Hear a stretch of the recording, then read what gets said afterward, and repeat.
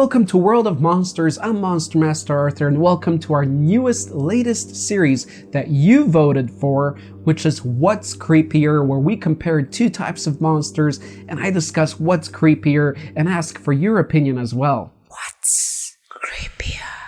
So today's two creatures that I will be comparing and looking closely at the fear factor of will be the Predator and the Xenomorph. So first I'll be covering each and what are the scary creepy factors of each one, and then I'll give you my verdict at the end. So let's make this snappy. First we got the Predator with its creepy crazy face. Okay, I gotta say that's the number one, probably scariest or ugliest thing about the Predator, which is that grotesque, that weird, ugly seafood, weird looking mouth. And yes, it does remind me of something that would come out of the ocean. Then we got the height and the strength, though the whole build of the Predator, which makes it quite intimidating as it is quite massive in size. It's what, roughly 7 feet tall or more, and then it's muscular at that, so it's a heavy built, monstrous character.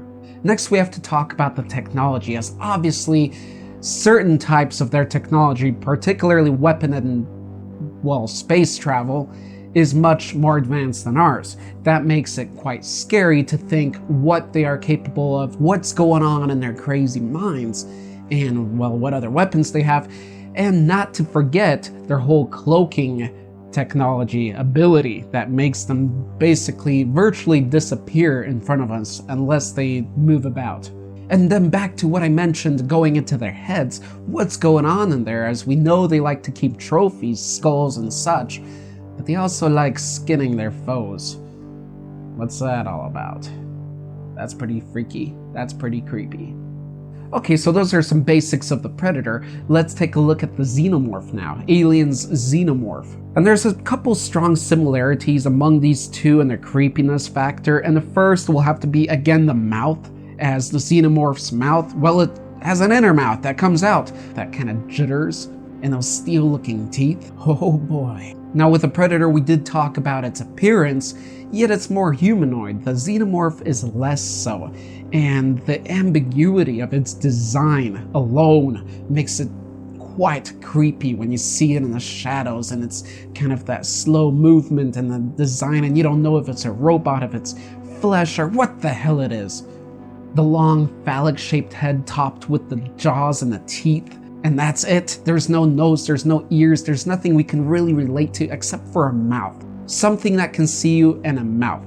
A mouth with canines. That's pretty freaking scary because, hey, how do you reason with that? How do you reason with a face like that? And then not to mention its aggression and senses. So what can you do? Run? Well, again, it's fast as hell. When you look at it, where's the humanity in this creature? That, my friends, that's something strange. That's something wicked. And then the second similarity, sort of, that I wanted to mention with the Predator and its skinning fetish, well, the aliens make cocoons out of us.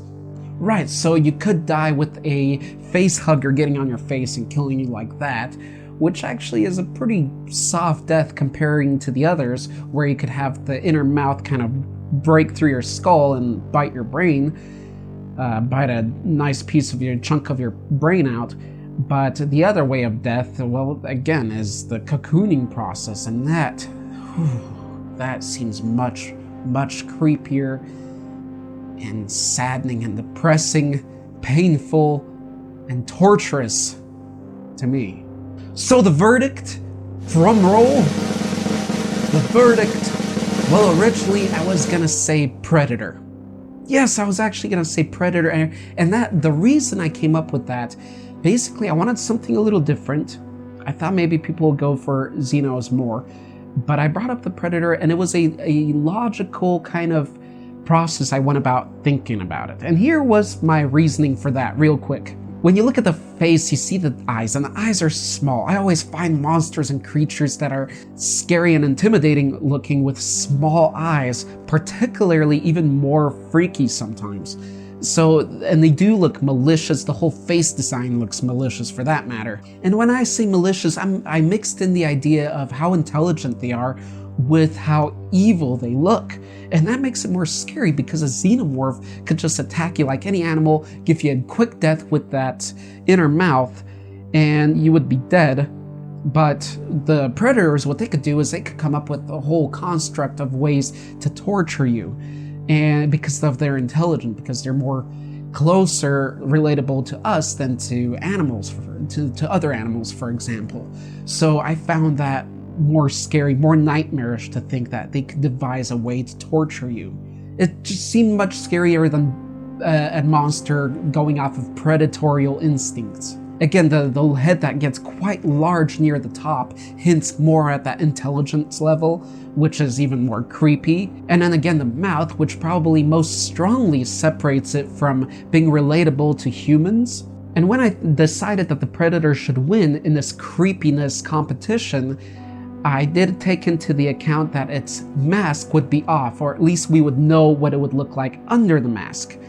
But if with the mask on all the time, we never find out what the face looks like under it, or we think that it's just part of the structure, the design of this monster, then I think the Xenos would most definitely win. So it was very close, mask off, Predator won in that sense. But in the end, no, it didn't. So even with the Predator's creepy anatomy and its weirdly textured skin and ornamented hair-looking protrusions out of its head, actually I've decided the Xenomorph is hands down. Well, I said it's a close fight, so I can't really say hands down.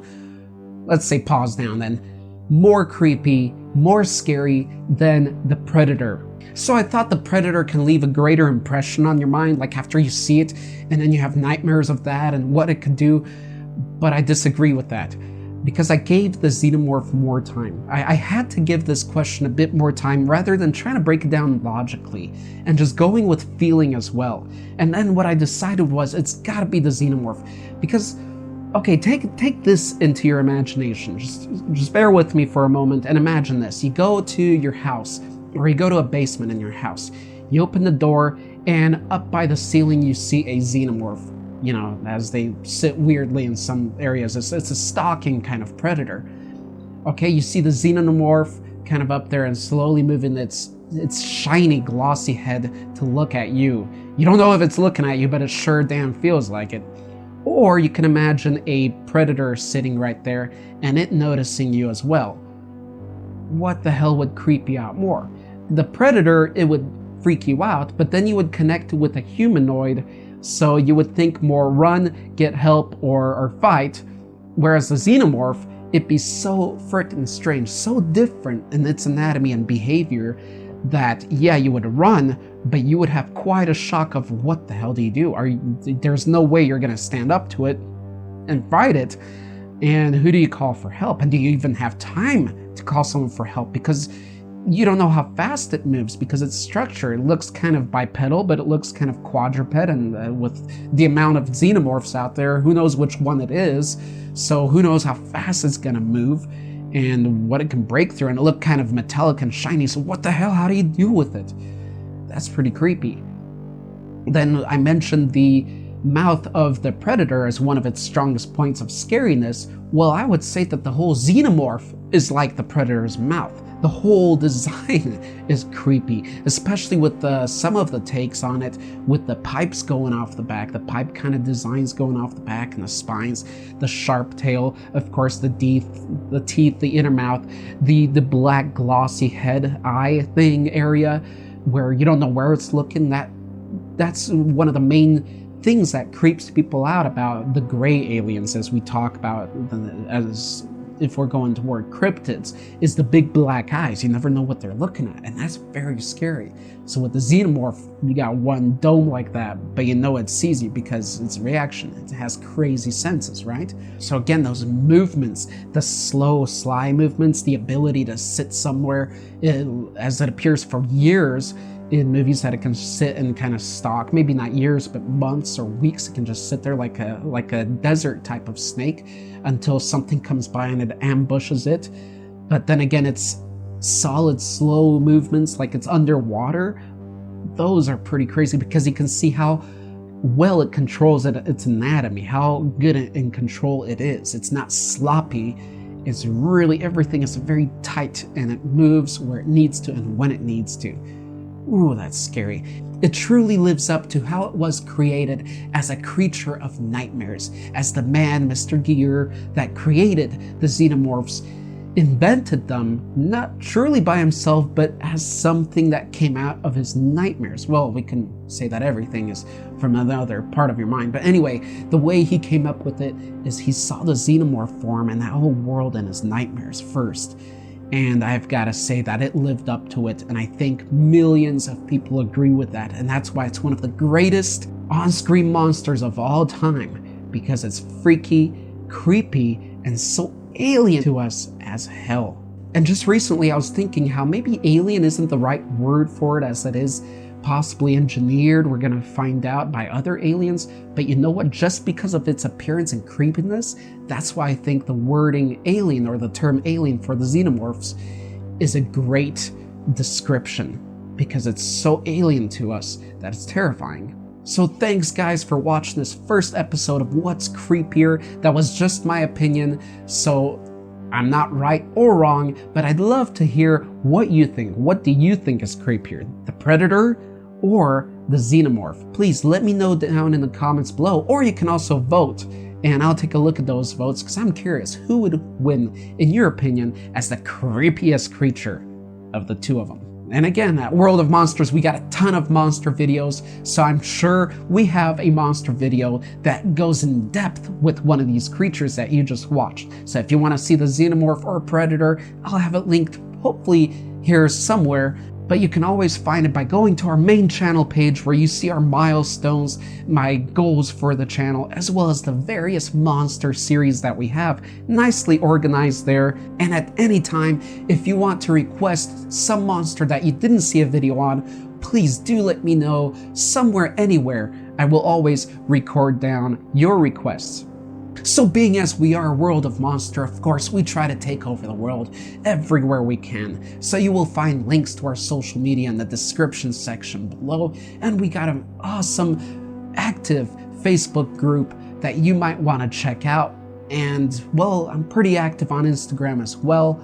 And until next time, thank you once again for watching What's Creepier, only at World of Monsters.